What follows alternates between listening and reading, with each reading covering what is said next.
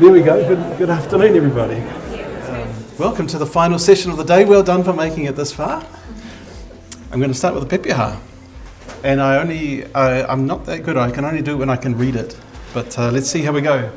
Tēnā koutou katoa, ko ingarangi, katirana, airana, tiamana toku whakapaparanga mai. Ko Oriental, Blenheim, Midlothian, Lalarauk, Ionic, Remuera, toku waka. I tipu ake I titirangi, kei upānuku au e noho ana.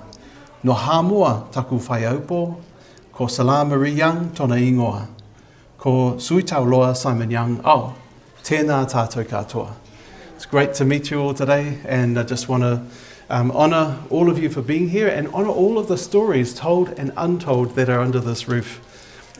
Today I'm here to help share how to tell emotionally engaging stories. And while I am no Sir Peter Jackson, I did watch all the special features on the Lord of the Rings Extended Edition. So I want to help stretch our imagination today. I'm nowhere near as well read as our previous speakers in terms of the genealogy, but I've always had a passion for family history. And it's interesting, I've never seen myself as a genealogist, but I have wanted to know the story. I'll tell you a bit of my story later on, but first I want you to try out this story. You may recognize some of the names, but you may find the presentation a little bit different from what you're used to. L. Skywalker and L. Organa Bale, raised in the Outer Dune provinces and Alderaan Prefecture under C. Lars and House Organa, respectively, became involved in events during the Unified Governance Reform Act under First Executive S. Palpatine and Enforcement Chief D. Vader. With incidental links to R2-D2, C-3PO, H. Solo, C. Tabak, and B. Kenobi, the period saw the construction and loss of DS-1 and DS-2, and later disagreements with Y. Degar and B. Solo Ren, after which the Chandrila Historical Society noted unresolved matters. So some of you may recognise that story, but it's definitely not the way that we're used to seeing it. It's the story told in a way that absolutely buries the most exciting parts about it, and that story is Star Wars, which started almost 40 years ago in 1977. And even then, you can see this is the crowds on the debut of Star Wars, and even to this year, this is just some of the attendees of a Star Wars convention in Japan earlier this year, all of them dressed in character, representing a universe that doesn't actually exist. And that's the amazing thing about stories. George Lucas created a world that didn't exist.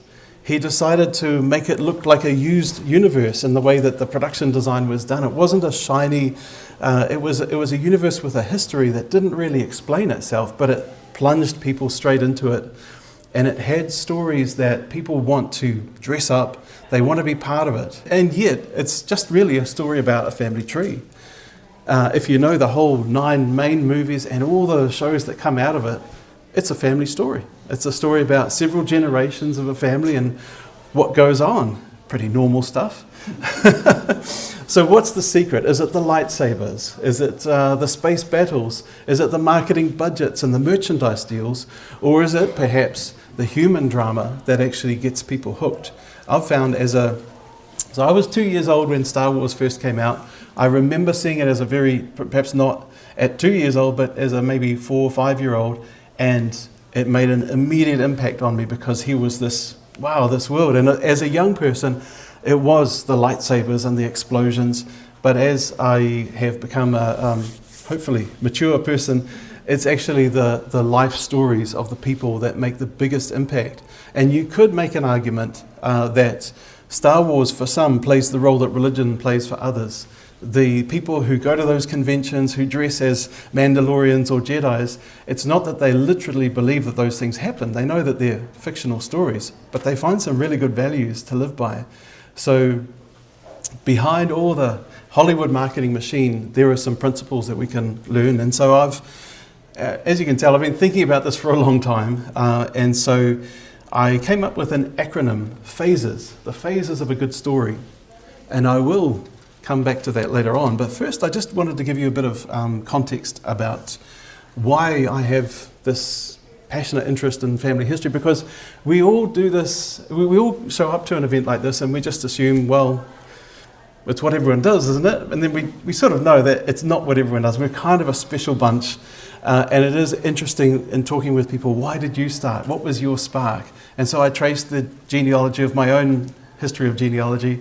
And there's many different origin stories. So here are some of them. So I am an award-winning storyteller with 40 years experience. Now that's the only award that I ever got for storytelling, but it was a good one. Thank you, Mrs. Morse from Titirangi Primary School.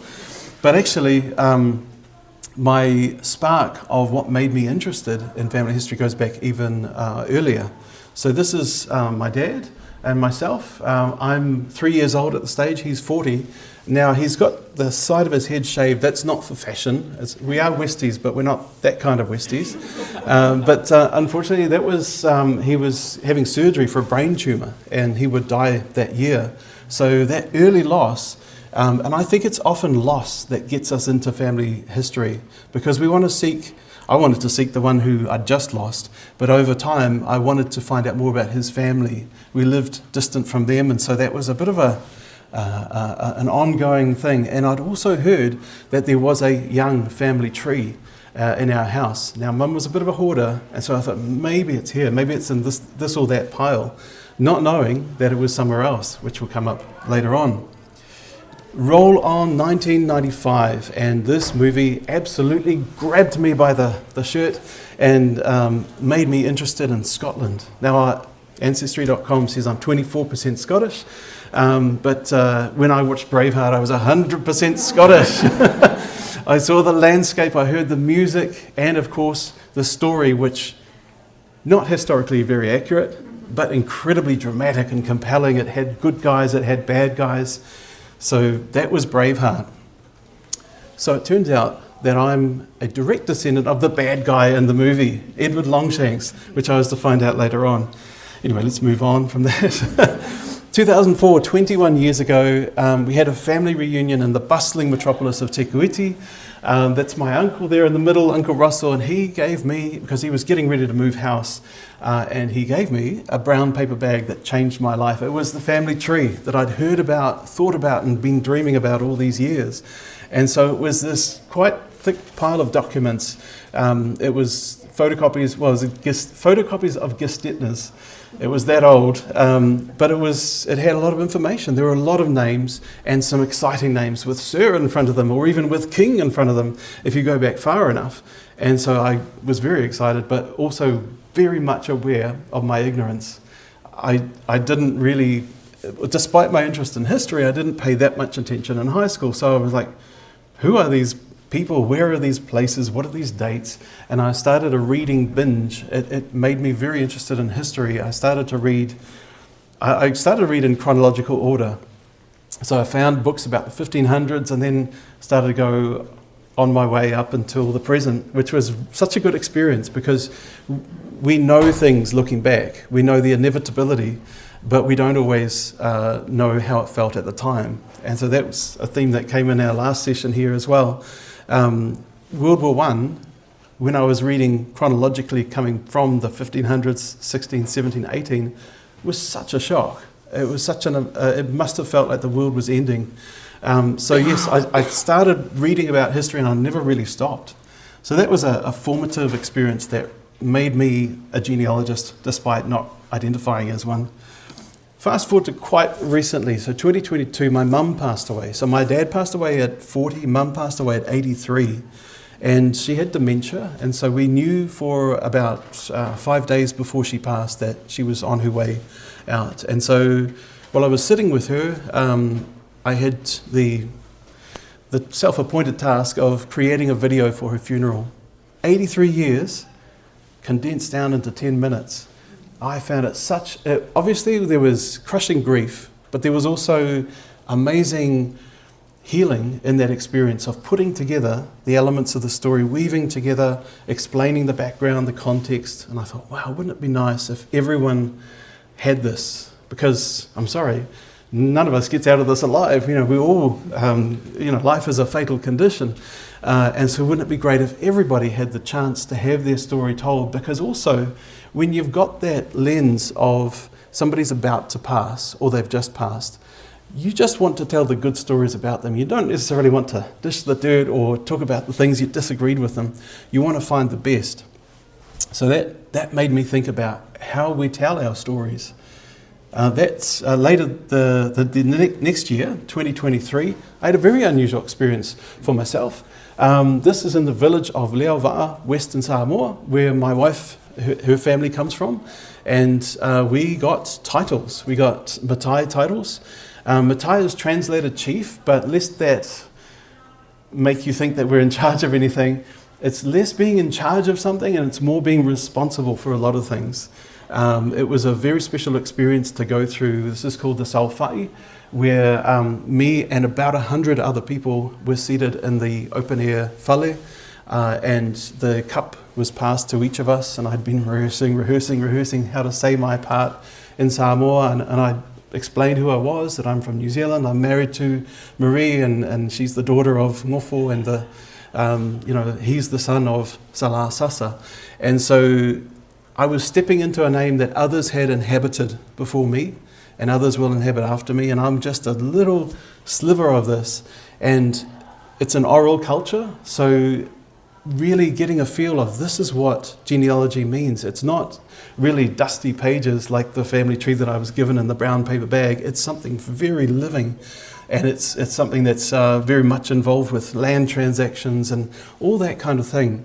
And in the months since then, I've just been discovering how much of a divide there is between the diaspora and the people who live there.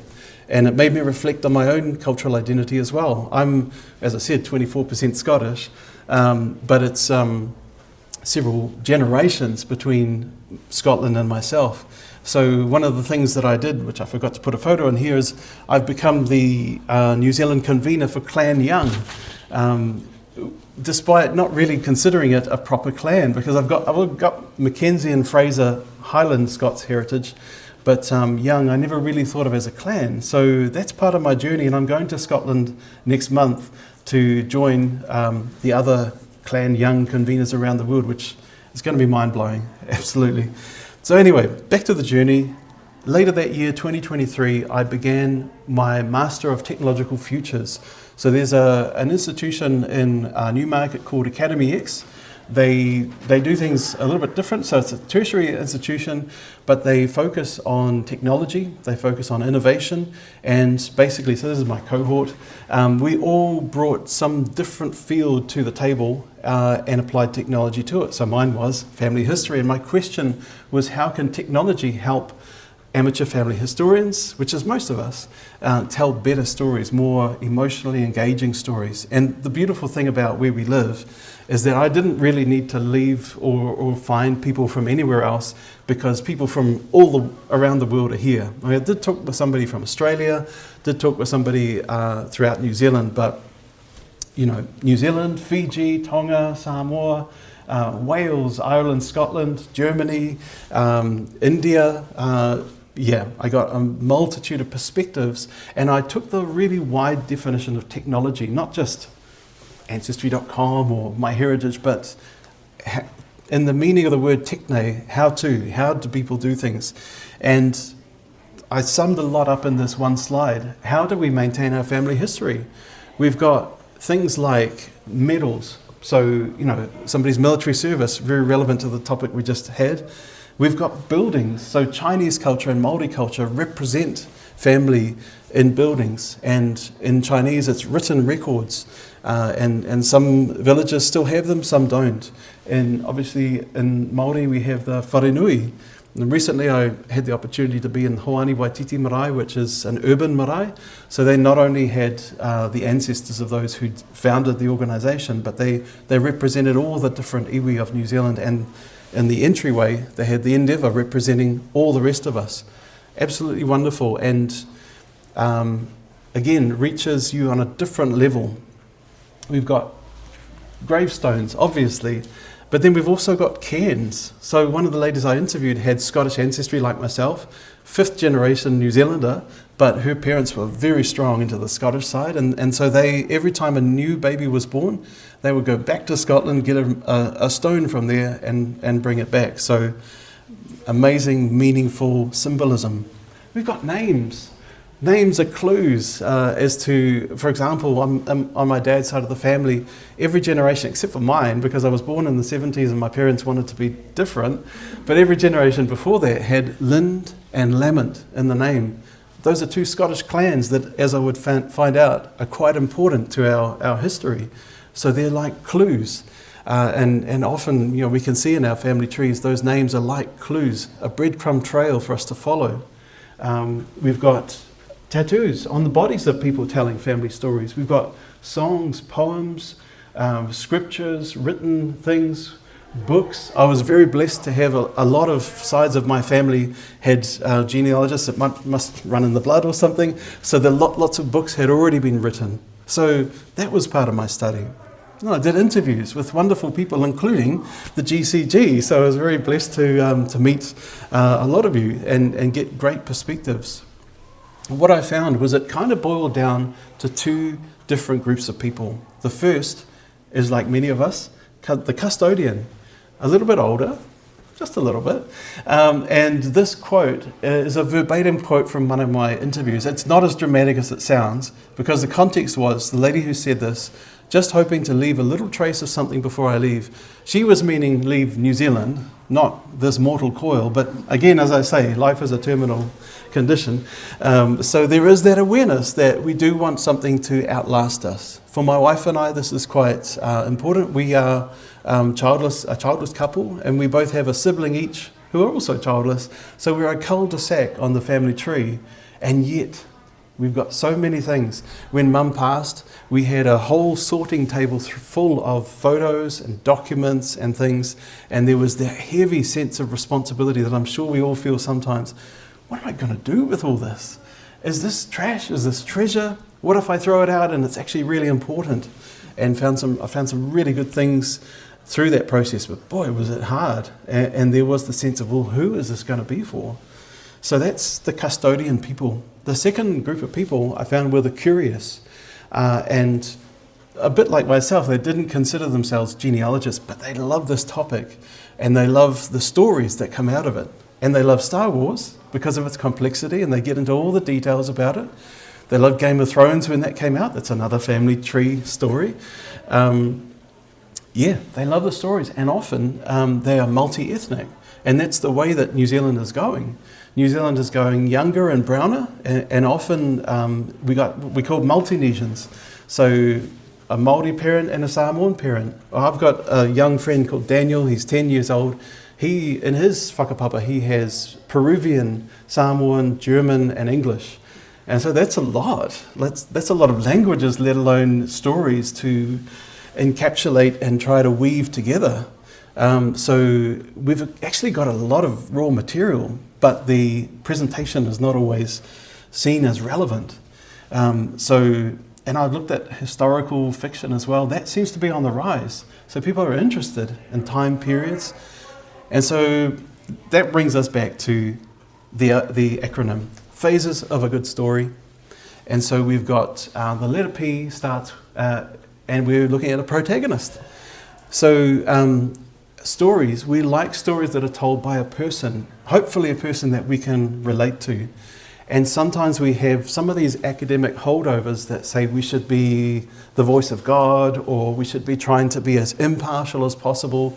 And yet, the way we consume stories, we like to have a point of view, even if we know that the point of view might be a bit biased, and that's okay. And so we're really lucky sometimes to have the first person reminiscence of our ancestors. So I'm descended from the Frasers and the Mackenzies of the Lower Rangatiki. I'm so blessed that my great-grandmother, Eliza, who was born in 1843 in Wellington, one of the first Pākehā to be born in New Zealand, she lived till 97 years old, and she wrote and wrote and wrote. And so I've got the very rare privilege of having a woman's voice from that time period of early New Zealand. Sometimes we don't have a lot of material, and sometimes we have to have something else in lieu of a protagonist. And this is where I'm not saying we shouldn't do rigorous research and be accurate, but sometimes our desire for accuracy needs to go in the appendix or needs to go in the index, because it's the hook, it's the story up the front that people need to feel, and then they want to find out the details. So, for example, if you want to tell a multi-generational story, in lieu of a protagonist, because obviously nobody lives for 200 years, but you could use a theme. And the theme for most of us is immigration. That's a great hook for a story, because as has been covered in a couple of other sections, people don't go halfway across the world for no reason and trying to find the why, and then that why can carry on from generation to generation. Have a protagonist or have a theme, something that runs through it. Secondly, heart. Another thing that kind of is a carryover from academia is we feel like we should be dispassionate in the way that we tell our stories, when actually we must engage our empathy and our imagination, because sometimes the facts will only give us, it's like ingredients, but we've got to put it in the oven and cook up with our imagination like what it was really like. For example, this year was the 110th anniversary of my great-grandfather getting wounded, which is the reason why on my dad's side I'm a New Zealander. So when I say it like that, it doesn't sound that interesting. But he was on the HMS Irresistible, which was part of the ill-fated Dardanelles naval campaign, which was just before Anzac Day. And I had all the details, obviously, the tonnage of the ship, how many ships there were in the fleet, what time and what date it went down, all that kind of stuff. But I was really, again, quite lucky to find there was a Turkish filmmaker who had found the ship. He made it his whole mission to find the wrecks of these ships, and he was a bit of a poet. He not only talked about the technical details of it, but he talked about, as a Turkish person, as a representative of the other side, how he felt about this, what did he say, the silent screams. It was like, wow. He actually helped me to picture, because I knew that on this date, 15th of March 1915, that ship sank. I knew that my great-grandfather survived. I knew that he eventually later came to New Zealand. He didn't know any of that. And just how it must have felt. It must have been the absolute worst day of his life. And so I was able to get my heart into it.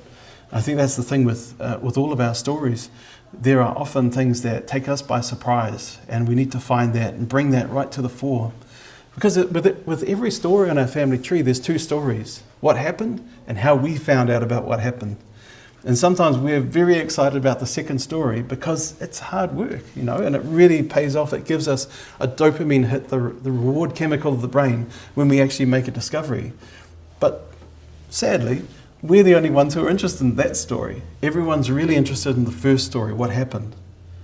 So that's heart. Action. So not every story needs to start from the beginning.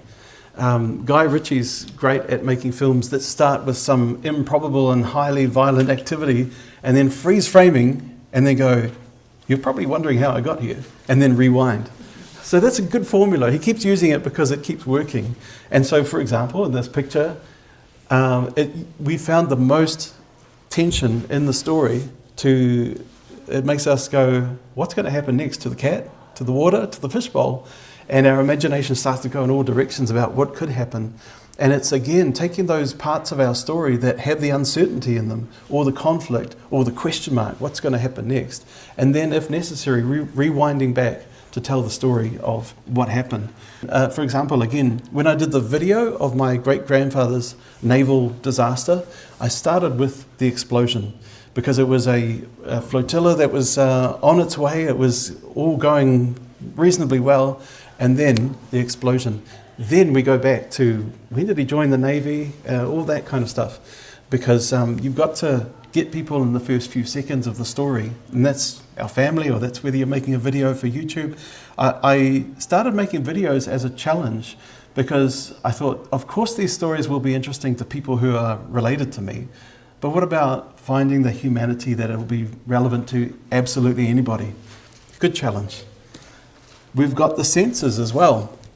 We've got obviously our 5 senses, seeing, hearing, smelling, tasting, and touching, because we are not brains in a jar. We live in bodies and we experience life, and so that's where visiting places really helps, or even Google Maps if budget is limited, but to really get a sense of what life is like, was like, etc. So I've got one branch of the family tree where we don't actually have a lot of written documentation. The Kellys, they were shipbuilders, they were devout Christians, so we've got a lot of Christian books that they owned with their names in the front, but nothing that they wrote or was written about them. They lived pretty simple lives, but we do have shipbuilding equipment and tool chests and that sort of thing. And so when I made the video about them, I went for a cruise on the Ted Ashby, which is a schooner around the same time as my great-grandfather would have been building ships in Auckland. And so very fair to assume this is the world that he inhabited. Now, I'm a landlubber. I work a computer every day. I don't really do things with my hands. So it was actually wonderful to give myself a bit of a jolt and get into that world, talk to the volunteers who work on the Ted Ashby and understand what was that world like.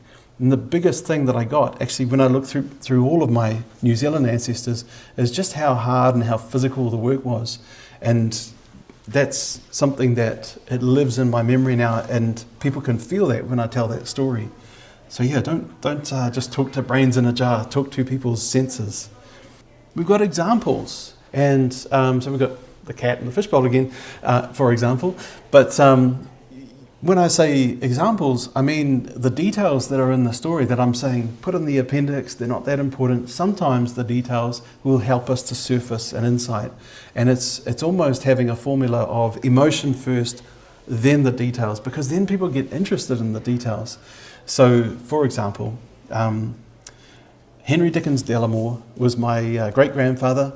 He was a law clerk, 19 years old, and he really liked the 15-year-old daughter of one of his clients. And so he would go for a walk to visit her. That's fine. Later on, a few years later, they got married. And then a few years later, they came all the way to New Zealand. So when I was putting that story together, I just noticed something in my great-aunt's letter about him, that he did like his long walks. And I go, long walks, eh? How long is long? Like I go for a 1 hour walk, and that's really, really long for me. And so then I found the address of his law office, Camberwell, London, and I find where his future father-in-law and client was, Acton. 3 hours. Quick look on Google Maps, that's a 3 hour walk. Wow, okay, gosh. Through Hyde Park, so nice scenery and everything, but he really liked walking, and he really liked my great-grandmother. So that formed the whole unifying narrative of the story, which was how far would you go for love? Because then later on, when they do get married, and they've got 4 children, and then she's got consumption. Early 1900s London, so many people have that. The doctors say, you've got 6 months to live, and he's like, not on your Nelly, not on your life. He's a determined man, because also he's seen his mum die of the same thing. So he is not going to let that happen. And he gets them on a ship, and they must have been doing all right. So they go to Cape Town, they go to Tasmania, they go to Wellington, they go to Auckland, to find out which one of these places will we end up living in. And they like New Zealand. They end up going to Nelson after that. She lives another 30 years. And so that whole sense of how far would you go for love, 3 hours walk or the ends of the earth, literally. Absolutely, I found the heart of the story. And these things are there, but they're not often showing themselves very easily. We do have to do that digging sometimes. So yeah, examples. And setup. So a setup comes from the playwright Anton Chekhov. He said, never introduce a gun in Act 1 of a play if you're not going to fire that gun by Act 3 of the play. So in other words, if you have an element in your story, pay it off, set it up and pay it off. And because sometimes we do find a lot of interesting facts, and we just want to, here's a fact and here's another fact, and there's no kind of coherent sense to it all. Now, if you're a fan of the movie The Godfather, that's why there's cannelloni there. If not, that will make no sense to you. This guy's taking the gun and the cannelloni. But yes, so if you set up something, be sure to pay it off later on. And sometimes there's not much of an obvious thing to set up. So sometimes it's the way you tell the story. For example, the example I just gave of the 3 hours, that would be really, you labour on that a little bit so people dwell on it and it retains in their mind. Then you come back to the halfway around the world thing. Or there's a looser version of that where it's just some element from the story that you put at the beginning. YouTube videos do this all the time where there's a teaser. So I recently did a visit to Whanganui. I managed to talk to the person at the museum because my great-great-grandfather founded Whanganui Museum. It was the collection in his own house that then became the museum because it was just, his house was bursting at the seams. So I needed to find a sort of simple thing that people would relate to. And who likes cats? Everyone loves cats, pretty much. And so same with Samuel Henry Drew. He really loved his family cat. And so he was a taxidermist. And guess what? His cat is still in the museum. So we were able to go on a tour of the archives with the curatorial head. And I was able to see it was quite odd really, my great-great-grandfather's cat. Still stuffed and looking great. But that was the hook. So that was the angle of trying to bring people into that story because it is something a little bit relatable. Not everyone founds a museum, but pretty much everyone has met a cat. So yeah, there we are. Protagonist, have a single person's point of view, heart. Don't forget emotion, and don't be afraid to use your imagination in how to tell the story. You can always disclaim and say that this isn't research, this doesn't have footnotes, but let people feel what it must have been like, especially in those different worlds. Because there's that great saying, the past is another country. People did things differently. Part of my wanting to learn more about history was to understand the worlds that these people lived and moved in. Sometimes they were involved in things that I was really proud of. Other times, not so much. We've got this whole kind of open wound of colonisation, not only in New Zealand, but Australia, Canada, the United States. And that's an opportunity for us to look back, not only from the standards of our day, but what were they thinking? What was the standards of their day? I've got ancestors who were for generations part of the East India Company. And I've read William Dalrymple's books and not a big fan of the company. They didn't do very good things, but for them, it was the way the world was. And it was a way to move your career forward. And I'd love to find out more. And that's such a great journey. So there's a lot of heart in that process to really empathize. Just like we can disagree with our parents, but still love them. It's the same thing with our ancestors further and further back. Action. Find the action point in your story, the point of most tension, the point of most conflict.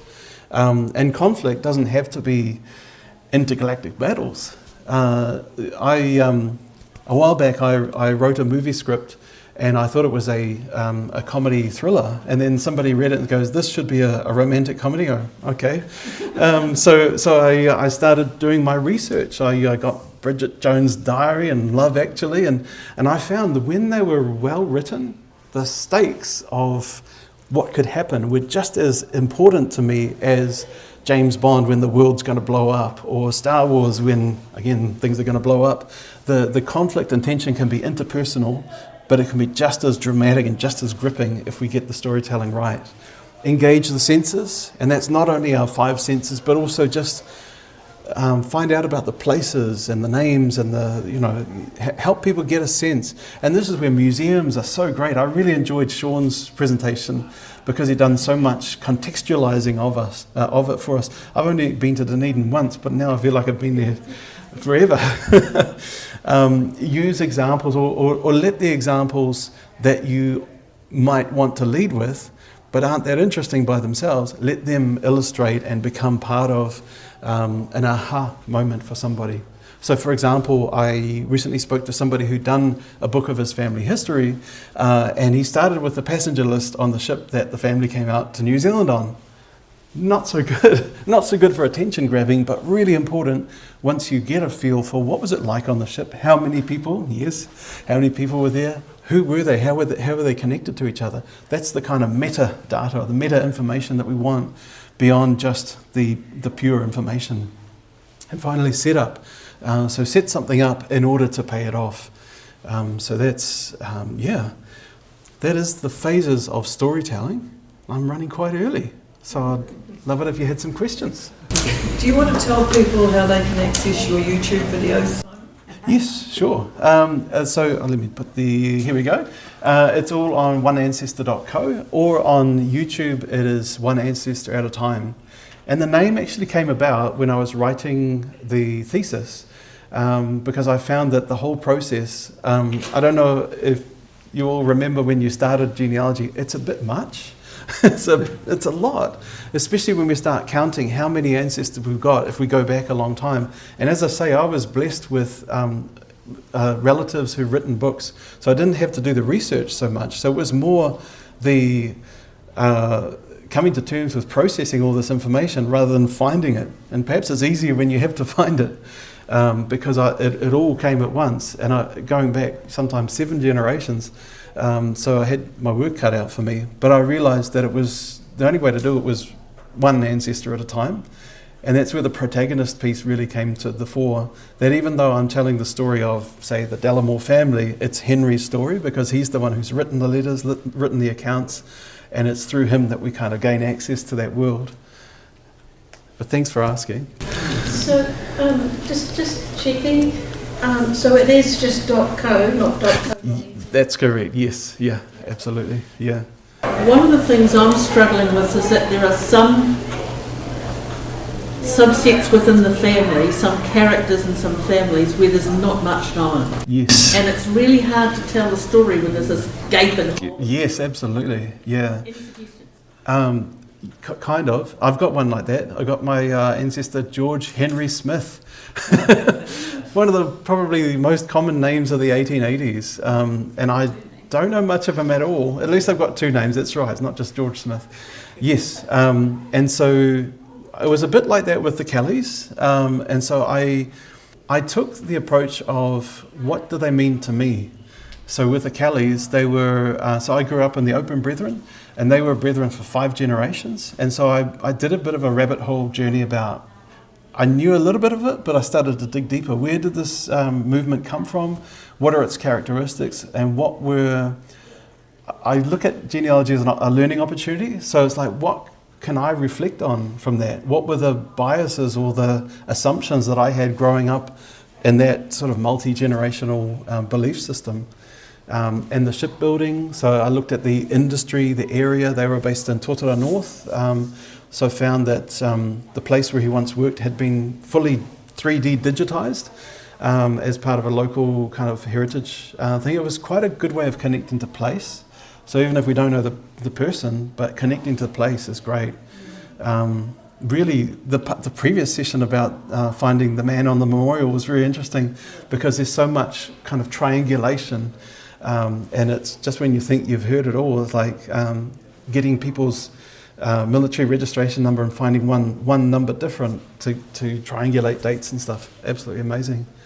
Yeah. So the usual brick wall advice, which people who are far more qualified than me applies, but in terms of storytelling, finding the themes and the I guess what it is that you want to convey, because I think genealogy is ultimately about us. It's about our ancestors, but it's also about us.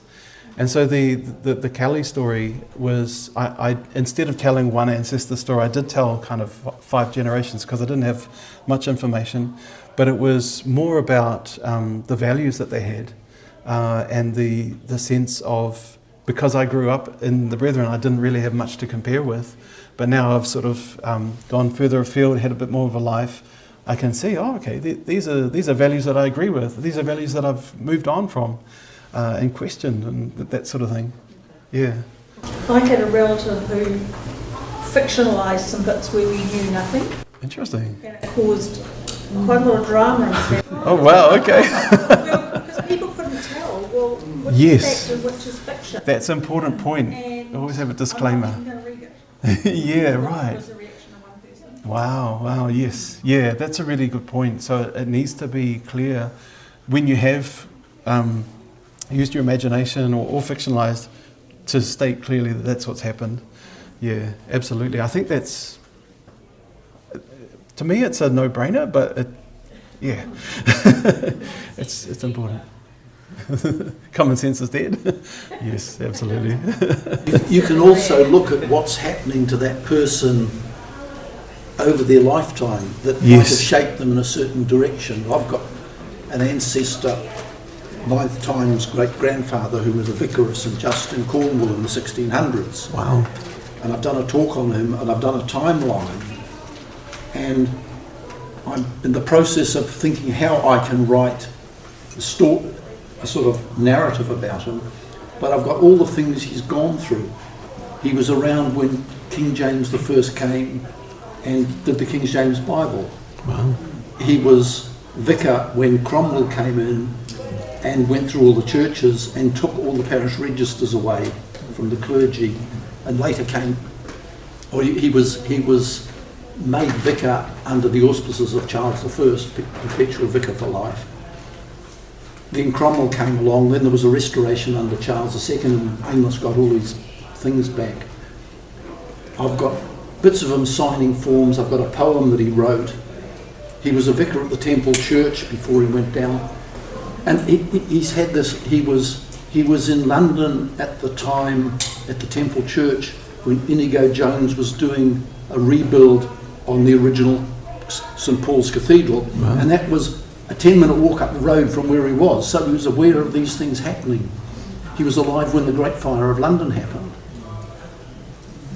So he was in a very tumultuous period of history, and I'm trying to get my head around how to bring that together. How to put that into a storyline. So I think I'm going to do it on the basis of the things that were happening around him as he was doing his ministry. I think that's going to be the way to... That's great, yeah, that's a really good point. The social history of what was happening around him at the time. Yes. Well, you could go to AI. Well, that's right. Absolutely, yeah. No, that's both really good points. Because sometimes, so my grandfather's story, I knew him. He was a lovely man, but there's not much to say about him. He didn't have many big conflicts. Even he lived through World War II, but he was in the Home Guard. So his war wound was running into a lamppost on his bike. So it's like, wow, okay. But it was really interesting to then go through. He was in the Royal Naval Reserve, which was formed in 1927. And then he, when you joined, you were available to be called up for 10 years. So he missed being called up, conscripted for World War II by a couple of years, by which time my mum had arrived. So it was exactly things like that kind of paint the story. And I think one of our speakers last year, she talked about doing an Excel spreadsheet with a timeline, all the years that your ancestors are alive. Put in the things that were happening in the environment while they were there. And it is actually... sense of how it might be shaping how they approach things. And AI is a really good resource if you include in your prompt, don't make anything up. Just find me accurate things. But it is good at saying, what was it like in the 1760s being a surgeon in Edinburgh or being a surgeon in India, which my ancestor was, or a vicar in which area? St Just. Right, yes. Right, okay, yes. Yeah, where the Cornish pasties come from. Yeah. Right. Being a vicar in London, he went from there down to... Right, yes, yeah. And even some of those professions, staying in the same place required a lot of effort when so much was changing around. 40 years down on St Just. Goodness, yeah. Great stuff. So I'm just thinking, as you're writing your story, you talk about, you base it on facts and whatnot, but even writing your story, you can sort of, as you're putting yourself in that situation, almost see potential research avenues, couldn't you? Oh, definitely, yes. Have you come across that? Yeah, absolutely. The work that you've done, Yeah. you sort of writing the story or sort of whatever medium. Yeah. And as you're narrating that person's life. You're, oh, actually, that was going on at the same time this person was alive. Very much. There's more records, there's more research to be done in that space. Yeah, absolutely. Because I gave myself the challenge to tell the story that a non-relative would enjoy it, it does make me think those questions a lot. And so, so I'm going to Scotland. I'm going to be talking with people from the Surgeons' Hall Museum about the Scottish Enlightenment, because one of my great-grandfathers was mates with Adam Smith and David Hume and like the Scottish Enlightenment, and so I know this much about the Scottish Enlightenment. I just know really the names, some of the ideas, and so it's like, oh, I've got my work cut out for me to really read this. But the challenge of actually writing it is a good thing, because then you see the gaps. Then you see, oh, okay, this needs filling in, some plausible story needs to go in here with disclaimers. Yeah, absolutely. And also the prompt of doing it for video was really helpful. It's like, what images do I need? So we went down to Whanganui. That's rich with, you've got your river, you've got your Art Nouveau buildings and stuff. That was kind of easy, but yeah, for as I say, the Kellys, I had the Ted Ashby cruise, and then I had a graveyard visit, which was ultimately fruitless, but it did bring the audience along on, will I find the headstones of these people who were part of a belief system that didn't really put much stock in like earthly things? And as it turns out, no, they don't have headstones. Got a good workout there and got some nice scenic shots. Didn't know Waikimete was quite so hilly. Well, thank you very much.